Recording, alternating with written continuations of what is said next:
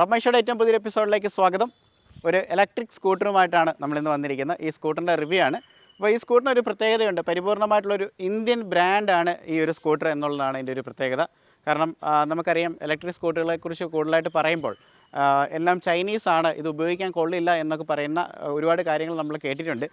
അതിലൊക്കെ ഏറെക്കുറേയും ശരിയായിട്ടുള്ള കാര്യങ്ങളാണ്. കാരണം പലരും ചൈനീസ് ആയിട്ടുള്ള കമ്പോണൻസ് കൊണ്ടുവന്ന് അസംബിൾ ചെയ്തിട്ടാണ് സ്കൂട്ടേഴ്സ് പൊതുവെ ഇറക്കുന്നത്, ഇലക്ട്രിക് സ്കൂട്ടേഴ്സ് ഇറക്കുന്നത്. കാരണം നമുക്ക് ഇപ്പോഴും നമ്മുടെ രാജ്യത്തിൽ ഇതുപോലെ ഇലക്ട്രിക് സ്കൂട്ടേഴ്സ് പൂർണ്ണമായിട്ട് പ്രൊഡ്യൂസ് ചെയ്യാനായിട്ടുള്ള എല്ലാ സംവിധാനങ്ങളും ആയി വരുന്നേ ഉള്ളൂ. പക്ഷേ ഇപ്പോഴത്തെ കാലത്ത് ഇലക്ട്രിക് വാഹനങ്ങൾ ഒരുപാട് നിരത്തിലേക്ക് ഇറങ്ങിക്കൊണ്ടിരിക്കുകയാണ്. ഒരുപാട് കാരണങ്ങളുണ്ട്. പ്രത്യേകിച്ച് നമ്മൾ പരിസ്ഥിതിയുടെ മലിനീകരണമായിട്ട് ബന്ധപ്പെട്ട് പറയുകയാണെന്നുണ്ടെങ്കിൽ ഇലക്ട്രിക്കിലേക്ക് മാറുന്ന സമയത്ത് കൂടുതലായിട്ടുള്ള കാർബണിൻ്റെ എമിഷൻസ് കുറയ്ക്കുകയും അങ്ങനെ പരിസ്ഥിതിക്ക് കൂടുതലായിട്ട് ബെനിഫിഷ്യൽ ആയിട്ടുള്ള രീതിയിൽ മുമ്പോട്ട് പോകാനും ഒക്കെ പറ്റുമെന്നുള്ളതാണ് അതിൻ്റെ ഒരു പ്രത്യേകത. അപ്പോൾ ഇന്ന് നമ്മൾ ചെയ്യുന്നത് പരിപൂർണമായിട്ടുള്ളൊരു ഇന്ത്യൻ ബ്രാൻഡാണ്. ഓക്കെ, എൻ്റെ ഈ ഒരു സ്കൂട്ടറിൻ്റെ പേര് ആംബിയർ എന്നാണ്. ആംബിയറിൻ്റെ മാഗ്നസ് EX എന്ന് പറഞ്ഞൊരു മോഡലാണ്. പക്ഷേ ഇത് പ്രൊഡ്യൂസ് ചെയ്യുന്ന കമ്പനി എന്ന് പറയുന്നത് ഗ്രീവ്സ് എന്ന് പറയുന്നൊരു കമ്പനിയാണ്. ഗ്രീവ്സിനെ കുറിച്ച് നിങ്ങൾ കേട്ടിട്ടുണ്ടായിരിക്കും.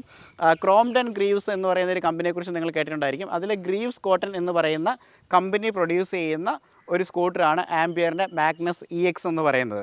അപ്പോൾ ഗ്രീവ്സിനെ കുറിച്ച് പറയുകയാണെന്നുണ്ടെങ്കിൽ ഏകദേശം 162 വർഷത്തെ പ്രവർത്തന പാരമ്പര്യം അല്ലെങ്കിൽ ഒരു പൈതൃകമുള്ള ഒരു കമ്പനിയാണ് ഗ്രീവ്സ് എന്ന് പറയുന്നത്. ഗ്രീവ്സ് കോട്ടൺ എന്നാണ് കമ്പനിയുടെ പേര്. 1859 സ്ഥാപിച്ച കമ്പനിയാണ്. ലാസ്റ്റ് 2008 മുതൽ ഇലക്ട്രിക് വാഹനങ്ങൾ അവർ പ്രൊഡ്യൂസ് ചെയ്യുന്നുണ്ട്. അപ്പോൾ ഗ്രീവ്സിൻ്റെ പ്രധാനമായിട്ടുള്ള കാര്യം എന്ന് പറയുന്നത് ഹെവി മെഷീനറീസ് ഒക്കെ പ്രൊഡ്യൂസ് ചെയ്യുന്നൊരു കമ്പനിയാണ്. ഇപ്പോൾ 2008 മുതൽ അവർ ഇലക്ട്രിക് വാഹനങ്ങളും പ്രൊഡ്യൂസ് ചെയ്യുന്നുണ്ട്. അപ്പം അവരുടെ കൂട്ടത്തിലെ ഏറ്റവും മുന്തിയ താരമാണ് നമ്മൾ കണ്ടുകൊണ്ടിരിക്കുന്നത് മാഗ്നസ് EX എന്ന് പറയുന്ന മോഡലാണ്. ആംബിയർ എന്നാണ് ഇവർ ശരിക്കും സ്കൂട്ടറിൻ്റെ കംപ്ലീറ്റ് ബ്രാൻഡിങ്ങിന് അവർ ഉപയോഗിക്കുന്നത്. അപ്പോൾ ഈ ഒരു വാഹനത്തിൻ്റെ പ്രത്യേകത എന്ന് പറയുന്നത് ഏറ്റവും ഹൈലൈറ്റ് ആയിട്ടുള്ള കീ ഫീച്ചർ എന്ന് പറഞ്ഞാൽ 1 കിലോമീറ്ററിന് വെറും 15 പൈസയാണ് ഈ വാഹനത്തിന് ചിലവ് വരുന്നതെന്നാണ് കമ്പനി അവകാശപ്പെടുന്നത്. അതുപോലെ തന്നെ ഒരു ഫുൾ ചാർജിൽ 100 കിലോമീറ്റർ, ഇതാണ് ഈ ഒരു വാഹനത്തിൻ്റെ റേഞ്ച് എന്ന് പറയുന്നത്. ബാക്കിയുള്ള നമുക്ക് ഇതിൻ്റെ ഡിസൈനും അതിൻ്റെ കാര്യങ്ങൾ എങ്ങനെയാണെന്ന് നോക്കാം.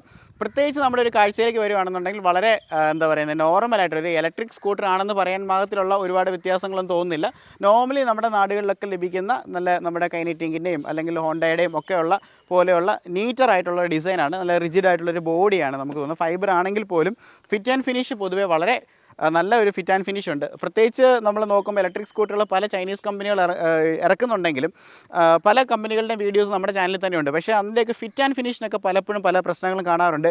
പ്രത്യേകിച്ച് ഓരോ പാർട്സ് ജോയിൻ ചെയ്യുന്നതിനടുത്തുള്ള വിടവുകളും കാര്യങ്ങളും കൂടുതലായിരിക്കും. അതുപോലെ തന്നെ പ്ലാസ്റ്റിക്കിൻ്റെ ക്വാളിറ്റി ഡിഫറൻ്റ് ആയിരിക്കും. പക്ഷേ തമ്മിൽ ഭേദം തൊമ്മനെന്ന് പറയുന്ന പോലെ തന്നെ ഇതിൻ്റെ കുറച്ച് എന്താ പറയുന്നത് ഇതിൻ്റെ ഒരു ഫിറ്റ് ആൻഡ് ഫിനിഷ് കുറച്ചും കൂടെ ബെസ്റ്റായിട്ട് തോന്നിയിട്ടുണ്ട്.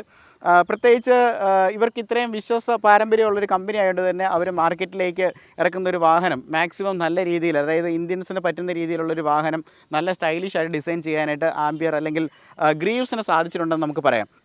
നമുക്ക് ഈ വാഹനത്തിൻ്റെ കുറച്ച് ഡീറ്റെയിൽഡ് ആയിട്ടുള്ളൊരു ഡിസൈനിലേക്ക് പോകാം. പ്രത്യേകിച്ച് നമ്മൾ നോക്കുകയാണെങ്കിൽ ഞാൻ പറഞ്ഞാൽ ഫൈബർ പാർട്സാണ്, സ്ട്രോങ് ആയിട്ടുള്ള ബോഡിയാണ്, അത്യാവശ്യം നമുക്ക് നല്ല കട്ടി ഫീൽ ചെയ്യുന്നുണ്ട്. ഓക്കെ, ഇതിൻ്റെ ഫ്രണ്ട് ഭാഗമൊക്കെ ആണെങ്കിൽ നോർമലി ഒരു സ്കൂട്ടറിൻ്റെ സെയിം ലുക്കാണ്. നമുക്ക് LED ആണ് ലൈറ്റ്സ് കൊടുത്തിരിക്കുന്നത്.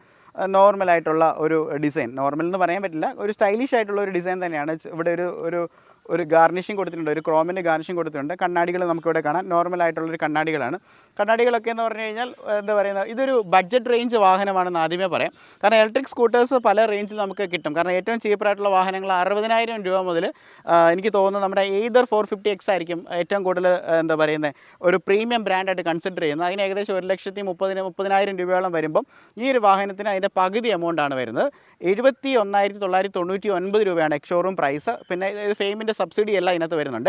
പക്ഷേ ഈ വാഹനം നമ്മൾ ഓൺ റോഡിലേക്ക് വരുമ്പോൾ 76 ആണ്. നമ്മുടെ നാട്ടിൽ നമ്മുടെ സുഹൃത്ത് വാങ്ങിച്ചൊരു വണ്ടിയാണ്, 76,000 രൂപയോളം ആയെന്നാണ് പറയുന്നത്. അപ്പോൾ ഈ വാഹനം 100 കിലോമീറ്റേഴ്സാണ് മൈലേജ് പറയുന്നത്. അവർ ഓടിച്ചിട്ട് റിയൽ ടൈമിൽ അവർക്ക് 85 to 90 വരെ കിട്ടിയെന്ന് പറയുന്നുണ്ട്. അപ്പോൾ ഇതിൻ്റെ ഒരു ഫുൾ ചാർജിങ് സൈക്കിളിൽ നമുക്ക് കിട്ടുന്നത് 100 കിലോമീറ്റേഴ്സാണെന്ന് പറഞ്ഞ് 15 വയസ്സ് വെച്ച് കണക്കാണെന്നുണ്ടെങ്കിൽ 15 രൂപ മാത്രമേ ആകുന്നുള്ളൂ ഏകദേശം 100 കിലോമീറ്റർ പോകാനായിട്ട്. അതാണ് വണ്ടിയുടെ ഒരു റേഞ്ചും കാര്യങ്ങളെന്ന് പറയുന്നത്.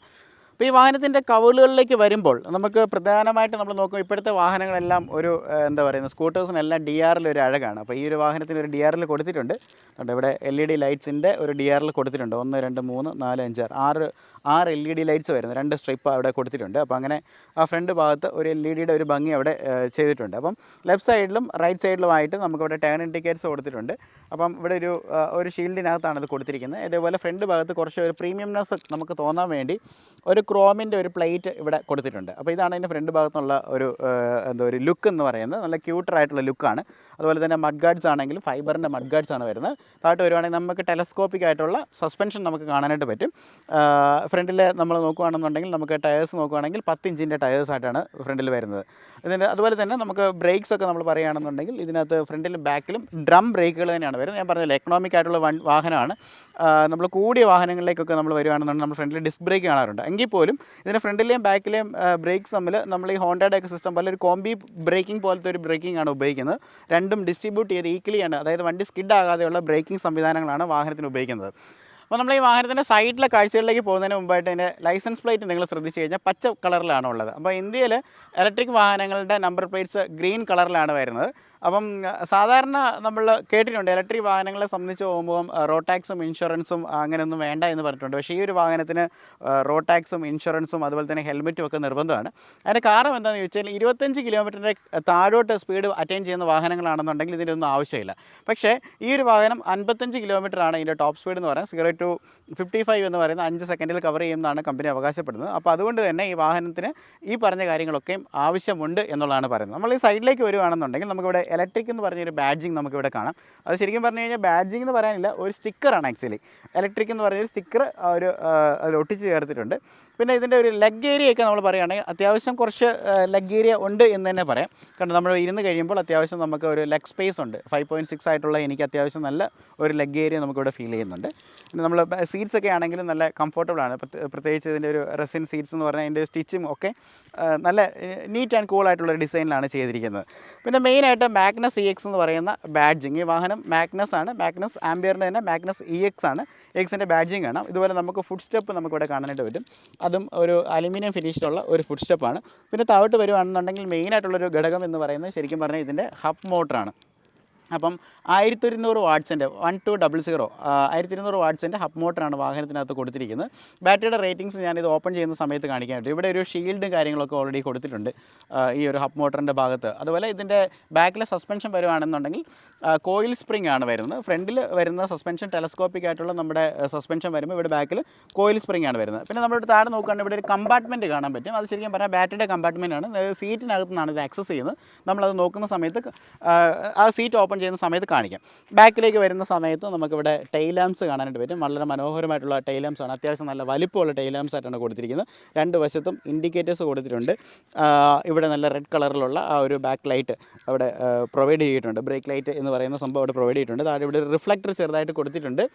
അതിൻ്റെ താഴെ തന്നെ നമുക്ക് ലൈസൻസ് പ്ലേറ്റ് കാണാം. അതിൻ്റെ സൈഡിലും രണ്ടിടത്തായിട്ട് രണ്ട് ഓറഞ്ച് കളറുള്ള റിഫ്ലക്റ്റേഴ്സ് കൊടുത്തിട്ടുണ്ട്. ഇതാണ് വണ്ടിയുടെ ഫ്രണ്ടിൽ നിന്നും സൈഡിൽ നിന്നുള്ളൊരു കാഴ്ച എന്ന് പറയുന്നത്. ഇനിയിപ്പം നമുക്ക് ഇപ്പുറത്തെ വശത്തേക്ക് വരാം. ഇപ്പുറത്തെ വശത്തേക്ക് വരുമ്പോൾ പ്രത്യേകിച്ച് രൂപത്തിലൊന്നും വ്യത്യാസമില്ല. ഇവിടെ മാഗ്നസ് EX എന്ന് പറയുന്നൊരു ബാഡ്ജിങ് ഇവിടെ കൊടുത്തിട്ടുണ്ട്. ഇവിടെ നോക്കിക്കഴിഞ്ഞാൽ കുറച്ചും കൂടെ നിങ്ങൾക്ക് ഹബ് മോട്ടർ നമുക്ക് കുറച്ചുകൂടെ വിസിബിളാണ്. ആംബിയർ എന്നൊരു ബാഡ്ജിങ്ങിൽ തന്നെയാണ് ഇത് കൊടുത്തിരിക്കുന്നത്.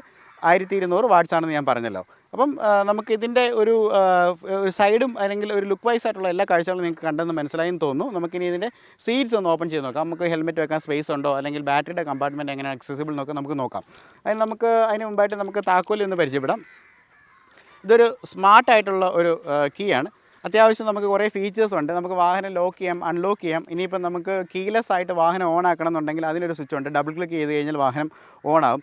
അതുപോലെ അലാറം അടിക്കണം എന്നുണ്ടെങ്കിൽ നമുക്ക് അലാറം അടിപ്പിക്കാം. കാരണം നമുക്കറിയാം നമ്മുടെ വണ്ടിയിൽ ആരെങ്കിലും ചാരി നിന്ന് കഴിഞ്ഞാൽ നമ്മൾ പ്രസ് ചെയ്ത് കഴിഞ്ഞാൽ വണ്ടി അലാറം അടിക്കുന്നതായിരിക്കും. അതുപോലെ നമ്മൾ ഏതെങ്കിലും മാളിലൊക്കെ കൊണ്ട് നമ്മൾ പാർക്ക് ചെയ്യുന്ന സമയത്താണെങ്കിലും ഒരുപാട് വണ്ടികൾക്കിടയിലാണെന്ന് ഈ വണ്ടി ഇരിക്കുന്നതെങ്കിൽ കണ്ടുപിടിക്കണമെങ്കിൽ പോലും നമുക്കൊരു അലാറം ഫെസിലിറ്റി ഒക്കെ കൊടുത്തിട്ടുണ്ട്. അപ്പോൾ അതൊരു വയർലെസ് സെറ്റപ്പിലാണ് ഇത് കൊടുത്തിരിക്കുന്നത്.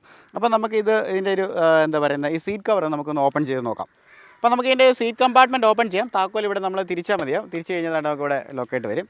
അപ്പോൾ നമുക്ക് ഇതിനകത്ത് നോക്കിക്കഴിഞ്ഞാൽ കണ്ടോ, ഡീസൻ്റ് ആയിട്ടുള്ള ഒരു ഫുൾ ഹെൽമെറ്റ് വെക്കാൻ പാകത്തിലുള്ള ഒരു സ്പേസ് ഉണ്ട് എന്നുള്ളതൊരു വലിയ പ്രത്യേകതയാണ്. കാരണം പലപ്പോഴും പല ഇലക്ട്രിക് സ്കൂട്ടറിൻ്റെ അല്ലെങ്കിൽ സ്കൂട്ടേഴ്സിൻ്റെ ആണെങ്കിലും നമുക്ക് ഈ ഒരു കമ്പാർട്ട്മെൻറ്റിനകത്ത് ഫുൾ ഹെൽമെറ്റ് വെക്കാൻ പറ്റാതെ വരും. അപ്പോൾ അങ്ങനെ വരുമ്പോൾ സുരക്ഷയുടെ പ്രശ്നം, നമ്മൾ എവിടെയെങ്കിലും ഇത് വെച്ചിട്ട് പോകാൻ ആരെങ്കിലും എടുത്തിട്ട് പോകുന്നൊരു പേടിയുണ്ടാവും. പക്ഷേ അത് പേടിക്കേണ്ട ആവശ്യമില്ല, ഫുൾ ഹെൽമെറ്റ് വയ്ക്കാം.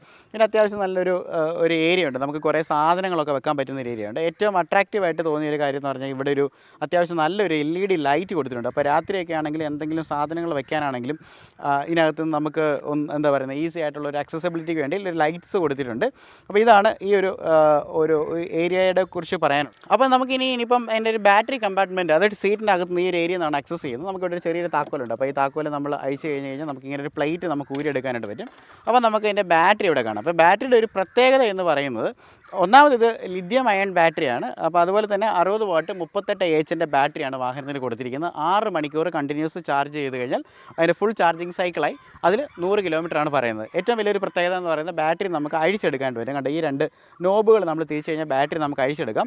അഴിച്ചെടുത്ത് കഴിഞ്ഞാൽ നമുക്ക് ഫ്ലാറ്റിലൊക്കെ താമസിക്കുന്നവർക്ക് താഴെ, അതായത് നമ്മൾ ബേസ്മെൻറ്റിൽ, നമ്മളിപ്പോൾ 5ാം നിലയിലാണ് താമസിക്കുന്നത്, പക്ഷേ നമുക്ക് താഴെ കറണ്ട് എത്തിക്കാൻ ഒരു നിവൃത്തിയില്ലെന്നുണ്ടെങ്കിൽ നമുക്ക് ഈ ബാറ്ററി ഇവിടെ നിന്ന് അഴിച്ചുകൊണ്ട് പോവുകയും വീട്ടിലേക്ക് കൊണ്ടുപോയതിന് ശേഷം ചാർജ് ചെയ്തതിന് ശേഷം തിരിച്ച് വാഹനത്തിൽ കൊണ്ടുപോയി ഫിറ്റ് ചെയ്ത് നമുക്ക് എടുത്തുകൊണ്ട് പോകാനും കൂടെ പറ്റും. അതാണ് അതിൻ്റെ ഒരു പ്രത്യേകത എന്ന് പറയുന്നത്. അപ്പോൾ നമ്മൾ ബാറ്ററി കണ്ടു കഴിഞ്ഞാൽ ഇപ്പോൾ ബാറ്ററി ചാർജ് ചെയ്യാനുള്ള സംവിധാനമാണ്. ഇതാണ് ശരിക്കും SMBS പോലെയുള്ള ഒരു ചാർജാണ് ഇവർ വാഹനത്തിലൂടെ പ്രൊവൈഡ് ചെയ്യുന്നത്. അപ്പം ഇത് നമുക്ക് നമ്മുടെ 15 ആമ്പിയറിൻ്റെ നമ്മൾ ഫ്രിഡ്ജൊക്കെ കുത്തുന്ന പോയിന്റിലേക്ക് നമുക്ക് കുത്തി കഴിഞ്ഞ് കഴിഞ്ഞാൽ നമുക്ക് വാഹനം ചാർജിലേക്ക് ഇടാനായിട്ട് പറ്റും. ഇതിനകത്ത് ഇതിൻ്റെ ഒരു റേറ്റിംഗ് എന്ന് പറഞ്ഞാൽ ഇതൊരു 66.8 വോൾട്ടിൻ്റെ ഒരു ചാർജറാണ്. 7.5 ആമ്പിയറാണ് വാഹനത്തിന് വരുന്നത്. ബാറ്ററി ഞാൻ പറഞ്ഞ ലിഥിയം അയൺ ബാറ്ററിയാണ് വാഹനത്തിന് വരുന്നത്. അപ്പോൾ ഇതിനകത്ത് കുറച്ച് ഇൻഡിക്കേഷൻസ് ഉണ്ട്. നമ്മളിപ്പോൾ മെയിനായിട്ട് നമ്മൾ മെയിൻസിൽ കുത്തി കഴിഞ്ഞാൽ അത് ഓണായി വരും, ഔട്ട്പുട്ട് ഓണായി വരും. അതുപോലെ തന്നെ ബാറ്ററിയുടെ ഒരു ചാർജിങ് റേഞ്ച് നമുക്കറിയാം, 25%, 50%, 75%, 100%. അപ്പോൾ ഇതിനകത്ത് ലൈറ്റ് കത്തും, എത്ര ശതമാനം ബാറ്ററി കയറിയിട്ടുണ്ടെന്ന് നമുക്കറിയാം. അതുപോലെ തന്നെ നമുക്ക് വണ്ടിയുടെ ഡിസ്പ്ലേയിലും നമുക്ക് അവിടെ റീഡിങ്സ് വരുന്നുണ്ട്. അപ്പോൾ ഇതാണ് ഇതിൻ്റെ ഒരു ബാറ്ററി ചാർജറിനെ കുറിച്ച് പറയാനുള്ളത്. ഇനിയിപ്പോൾ ഇത് കണക്ട് ചെയ്യുന്ന ഒരു പോയിൻറ്റിനെ കുറിച്ച് പറയാം. അപ്പോൾ ആ പോയിൻറ്റ് വരുന്നത് ഇവിടെയാണ്. സീറ്റിനടിയിൽ ഇവിടെ ഒരു പോയിൻ്റ് ഉണ്ട്. ഇവിടെ നമുക്ക് ഇതുണ്ട്, ചാർജർ നമുക്കിവിടെ കുത്താനായിട്ട് പറ്റും. ശരിക്കും പറഞ്ഞാൽ നമ്മൾ ഈ ആംപ്ലിഫയറിനൊക്കെ ഉപയോഗിക്കുന്ന അതേ പിന്നെ ഒരു XLR-ൻ്റെ ഒരു പിന്നാണ് വാഹനത്തിന്. ഇങ്ങനെ ഒരു രീതിയിലാണ് ഇതിൻ്റെ ഒരു പിന്ന് കൊടുത്തിരിക്കുന്നത്. അപ്പോൾ അങ്ങനെയാണ് ഈ വാഹനം നമുക്ക് ചാർജ് ചെയ്യാനായിട്ട് പറ്റുന്നത്. അപ്പോൾ നമുക്കിനി ഈ വാഹനത്തിൻ്റെ ഈ ഒരു ഹെഡ് ഭാഗത്തേക്ക് നമ്മൾ വന്നു കഴിഞ്ഞാൽ എന്തൊക്കെയുണ്ടെന്ന് നമുക്ക് നോക്കാം. പ്രത്യേകിച്ച് നമ്മുടെ കണ്ണിലേക്ക് ഒരു ചെറിയൊരു പാനൽ അവിടെ വരുന്നുണ്ട്. ഒരു മോണോ ക്രിസ്റ്റലായിട്ടുള്ള ഒരു പാനലാണ് വരുന്നത്. നമ്മൾ കാൽക്കുലേറ്ററിനകത്ത് വരുന്ന അതേ സിമ്പിൾ ബ്ലാക്ക് ആൻഡ് വൈറ്റ് ആയിട്ട് വരുന്നുണ്ട്. മുകളിൽ സ്പീഡോമീറ്ററാണ്. അതുപോലെ തന്നെ നമുക്കിവിടെ വണ്ടിയുടെ ഓഡോമീറ്റർ നമുക്ക് കാണിക്കുന്നുണ്ട്. 515 കിലോമീറ്റർ ഈ വാഹനം ഓടിച്ചിട്ടുണ്ട്. പിന്നെ ഇവിടെ ഒരു 2 എന്ന് പറയുന്ന സംഭവം കാണിക്കുന്നുണ്ട്. അപ്പോൾ അത് എന്താണെന്ന് ചോദിച്ചു കഴിഞ്ഞാൽ നമുക്കിവിടെ വണ്ടി 2 മോഡിലാണ് ഓടിക്കാൻ പറ്റുന്നത്. ഹൈയും ലോവും ആണ്. കണ്ടോ, ഹൈ ലോ. അപ്പോൾ ഇത് മാറുന്നതിനനുസരിച്ച് ആ ഡിസ്പ്ലേയിലും നമുക്കത് മാറുന്നതായിട്ട് കാണാനായിട്ട് പറ്റും. കണ്ടോ, 2, 1 അങ്ങനെ മാറുന്നതായിട്ട് കാണാനായിട്ട് പറ്റും. അപ്പോൾ അത് അവിടെ നോക്കിയാലും നമുക്കറിയാൻ പറ്റും. തൊട്ട് താഴെയായിട്ട് നമുക്ക് കുറേ ബാറുകൾ കാണുന്നുണ്ട്, LH, അതായത് ബാറ്ററിയുടെ ഇൻഡിക്കേഷൻസ് ചാർജസ് ആണ് അത് കാണിക്കുന്നത്. അപ്പോൾ ഇത് ഫുൾ ചാർജ്ഡ് ആയിട്ടുള്ള ബാറ്ററിയാണ്. അപ്പോൾ അതുകൊണ്ടാണ് ഈ ഫുള്ള് കട്ടയും അങ്ങനെ നിൽക്കുന്നത്. അപ്പോൾ ഇനി നമുക്ക് ഇവിടെയുള്ള കൺട്രോൾസ് നമുക്ക് നോക്കാം. ഈ വശത്തായിട്ട് ലൈറ്റ്സിൻ്റെ കൺട്രോൾ കൊടുത്തിട്ടുണ്ട്. നോർമലായിട്ട് ഡീസൻ്റ് ആയിട്ടുള്ള സാധാരണ സ്കൂട്ടറിലൊക്കെ കണ്ടുവരുന്ന സ്വിച്ചസ് ആണ്. തൊട്ട് താഴെയായിട്ട് നമുക്കൊരു എഞ്ചിൻ്റെ കിൽ സ്വിച്ചിനെ നമുക്ക് കാണാൻ പറ്റും. എഞ്ചിൻ എന്ന് പറയാൻ പറ്റത്തില്ല, മോട്ടറിൻ്റെ കിൽ സ്വിച്ചാണ്. നമുക്ക് വാഹനത്തിൻ്റെ താക്കോൽ തിരിക്കുകയോ അല്ലെങ്കിൽ വയർലെസ് ആയിട്ട് വാഹനം ഓണാക്കിയതിന് ശേഷം ഇത് പ്രസ് ചെയ്ത് കഴിഞ്ഞാൽ വാഹനം മൂവ് ആകാനായിട്ടുള്ള കാര്യങ്ങൾക്കെല്ലാം റെഡിയായെന്നുള്ളതാണ്. അപ്പം 2 മോഡുകളാണ് വാഹനത്തിനുള്ളത്, ഹൈയും ലോയും. ലോ എന്ന് പറയുമ്പം 25 കിലോമീറ്റർ വരെ ആണ് മാക്സിമം വരുന്നത്. ഹൈ എന്ന് പറയുമ്പോൾ നമുക്ക് 55 കിലോമീറ്റേഴ്സിലേക്ക് വരുന്നതായിരിക്കും. അപ്പോൾ ഇട്ട് കഴിഞ്ഞ് കഴിഞ്ഞാൽ പൊതുവേ വണ്ടി എന്താ പറയുക കുറച്ച് പവർ കൂടുതലായിരിക്കും. അത് കുറച്ചുകൂടെ കയറ്റമൊക്കെ കയറാനായിട്ട് കുറച്ചുകൂടെ AC ഇട്ട് കയറുന്നതാണ്. കുറച്ച് പതുക്കെ കയറുള്ളൂ, പക്ഷേ എന്നാലും ഇട്ടാൽ കുറച്ചുകൂടെ പവർഫുള്ളാണ്. H എന്ന് പറയുമ്പോൾ കുറച്ച് സ്പീഡ് കൂടുതലായിരിക്കും. അപ്പോൾ അങ്ങനെയാണ് വരുന്നത്. അപ്പം അതിനകത്ത് എന്താ പറയുന്നത്, നമ്മുടെ ഒരു ഗ്രേഡബിലിറ്റി എന്ന് പറയുന്നത്, അതായത് എല്ലാവരുടെയും ചോദ്യം എന്ന് പറഞ്ഞാൽ ഇലക്ട്രിക് വാഹനങ്ങൾ കയറ്റം കയറുക എന്നുള്ളതാണ്. അപ്പോൾ ഇവർ പറയുന്നത് 13% ഗ്രേഡബിലിറ്റിയാണ്. ഒരാൾ മാത്രമാണെങ്കിൽ 13% ഗ്രേഡബിലിറ്റി കയറ്റങ്ങൾ കയറുമെന്ന് പറയുന്നത്. 2 പേരാണെങ്കിൽ 8% ഗ്രേഡബിലിറ്റിയാണ് പറയുന്നത്. അപ്പോൾ ഞാൻ എൻ്റെ ഒരു സുഹൃത്തും കൂടെയാണ് ഇപ്പോൾ കയറി വന്നത്. അത്യാവശ്യം കയറ്റങ്ങൾ കയറി വരുന്നുണ്ട്. പിന്നെ ഞാൻ പറയാം, ഗംഭീര പെർഫോമൻസ് ഒന്നും പറയുന്നില്ല. കാരണം വെച്ച് കഴിഞ്ഞാൽ ഇത് നോർമലി ഒരു ആവറേജ് സെഗ്മെൻറ്റിൽ വരുന്നൊരു വണ്ടിയാണ്. എന്നാൽ 2 പേർക്ക് പോകാൻ പറ്റുന്നതാണ്. ശരിക്കും പറഞ്ഞു കഴിഞ്ഞാൽ ഇപ്പം ഒരുപാട് നമ്മൾ ഇലക്ട്രിക് വാഹനങ്ങളുടെ വീഡിയോ ചെയ്യുമ്പോൾ ഒരുപാട് പേര് ഹൈ റേഞ്ചിലുള്ളവർ ചോദിക്കാറുണ്ട് നമ്മുടെ അവിടേക്ക് ഈ വാഹനങ്ങൾ പറ്റുമെന്നുള്ളത്. ശരിക്കും ഇത് നിരപ്പായിട്ടുള്ള റോഡിനാണ് ഏറ്റവും സ്യൂട്ടബിൾ ആയിട്ടുള്ളൊരു കാര്യം എന്ന് പറയുന്നത്. അതിനുള്ള പവറേ വാഹനത്തിനുള്ളൂ. നമ്മൾ ടൗണിൽ താമസിക്കുന്നവർക്കൊക്കെയാണ് ഏറ്റവും ഈസി ആയിട്ട് നമുക്ക് ഈ വാഹനം കൊണ്ടുനടക്കാൻ പറ്റും. എന്നാലും ലൈറ്റ് ആയിട്ടുള്ള കയറ്റങ്ങൾ കയറും കേട്ടോ. നിങ്ങൾ ഉദ്ദേശിക്കുന്ന പോലെ വയനാടും ഈ പറഞ്ഞ കാസർഗോഡും ഒക്കെ ഉള്ള വലിയ വലിയ കയറ്റങ്ങളൊക്കെ കയറാനായിട്ട് കുറച്ച് പാട് തന്നെ ആയിരിക്കും.